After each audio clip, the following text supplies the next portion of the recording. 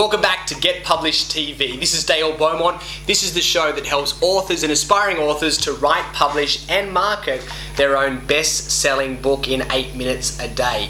Now, over the last couple of days, I've kind of gone overtime a little bit. I think I've averaged 10, maybe 11 minutes or so. So this time I really want to cut it back for you, and I'm going to try and stick to around about 6 minutes or so to try and make it short and sharper and punchier, and that way I can create more and more episodes. So please hang on, please trust me, we're going to do our best here. This is hopefully going to be a shorter one to catch up for the last couple of days. So without any further ado, I'm going to get into today's topic area. We're still talking about the back cover of your book. And essentially we're looking at it from more of the non-fiction angle. Later on in a future episode we'll look at it from a fiction writer's perspective, and I may get in another expert to talk about that area specifically.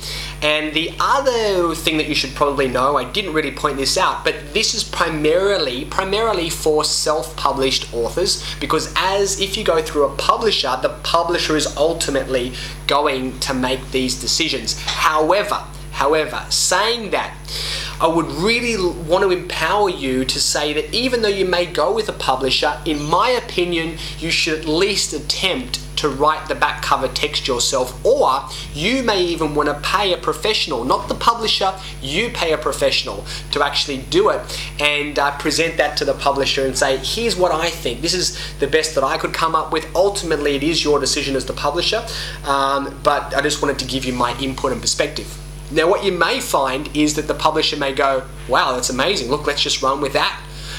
Or they might choose bits and pieces or elements. But sometimes, a lot of times we think that publishers know everything. They actually don't. Oftentimes authors themselves know more than the publishers. Okay, that's not always true. I don't want to, take anything away from publishers. There are some great ones out there, but many of them, aren't as kind of good at book publishing as you may think.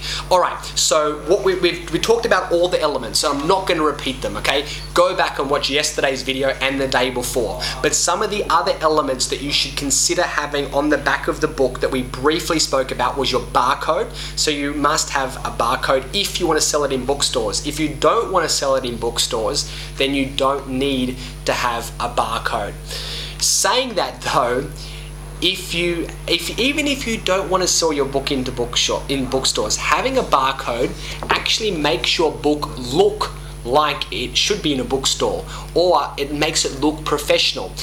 Sometimes I get people send me books and they don't have a barcode, and I know that their books aren't sold in bookstores, and therefore it gives me a bit of a sense of where that person's at, I know that I know kind of they haven't done a lot of the things that I'm now teaching you how to do. So my opinion is, even if you don't plan to sell it in bookstores, still get a barcode anyway, because it makes your book look more professional and it makes your book become more valuable. So people will be more inclined to buy it because it has that level of professionalism. All right, another thing is some books have it, some books don't, and I'm just trying to look now for different books. This one here has the recommended retail price. It's got Australia or AUST 19.95, and it's got New Zealand, and it's got 23.95. In my opinion, now there's two different ways that you can go. Some people say, look, put the price there because it puts a value on the book, and that's it can be a good thing because people know what the price is. However, my opinion is don't put the price on the back cover.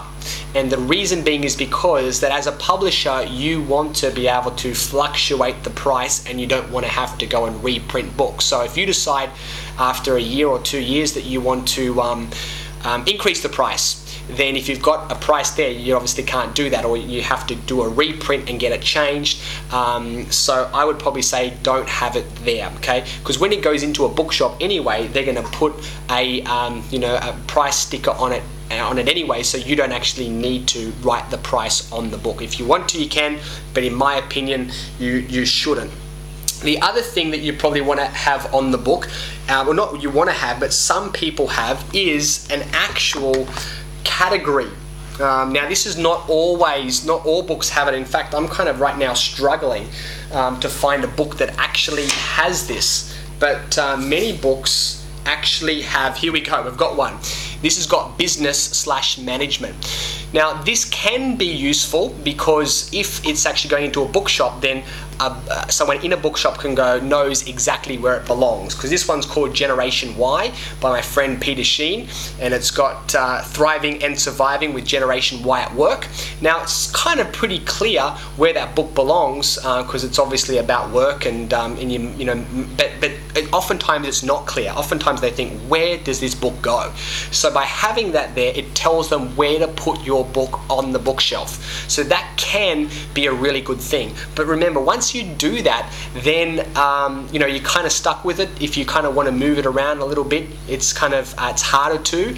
And even if you don't have it here, then inside the book you would normally put it on the imprint page. So what you'd basically have is on the imprint page. Now this one again doesn't have it, but all of my books on the imprint page, and we'll talk about what the imprint page actually is, it actually tells people what category this book actually belongs in. So I recommend probably don't have it on the cover, back cover, but have it on the in-print page, okay? So that's just a recommendation, but you can decide whatever you want to do there. Look at other books that are similar to yours and see what category they're in, and you can either put the same thing or you can choose not to have it at all. It's up to you.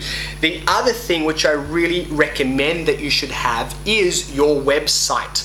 Now, if you go through a publisher, they may not want to have your website there, or they may want to have their own website there, the publisher's website. Now, that's one of the advantages of self-publishing, of course, because you can decide that. You can decide whether you want your website there or not. So I actually have my website there at the bottom,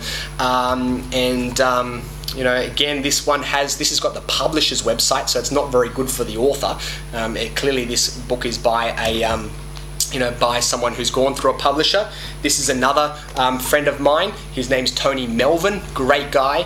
And in his book, he actually does have his website because he's self-published. So he's got solvencymakers.com, so you can check out that particular website. So again, that's another reason to actually self-publish. And the last thing that I'm going to mention is that you may want to have a little stamp or a little sticker, or maybe it's in a little box or something like that, about some bonus gifts. Now on my books, I actually have a little bomb blast, as it's called, on the front cover, and I'll explain this in a future video about the importance of having bonuses. But here I've got $357 of free bonus gifts, and that is on the front cover.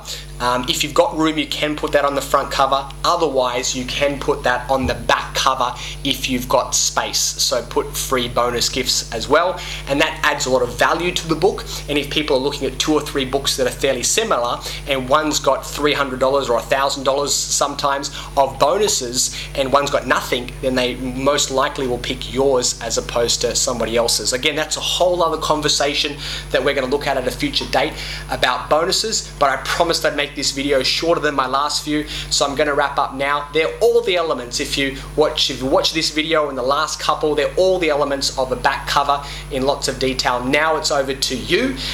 You can now make the decision that's right for you and your book, and we'll talk again very soon. Thanks for watching. This is Dale Beaumont from Get Published TV.